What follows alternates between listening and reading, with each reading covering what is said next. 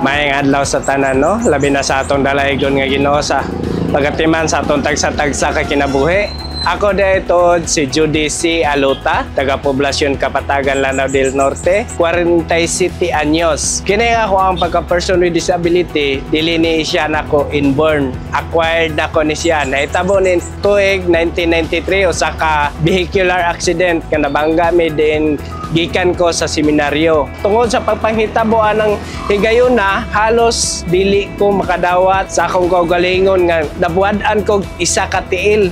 So pagkawala sa ako ang tiil, murag nahugno ko. Siguro sa mga panghitabo, naapog ko'y na-realize nga para poday ko sa mga person with disability nga makatabang ko nila. 2004, nagsugod ko isip aktibo sa mga sektor sa person with disability doon kundi muhangyo sa nagkalain-lahing ahensya sa gobyerno para magpatabang sa mga panginabuhian sa mga person with disability.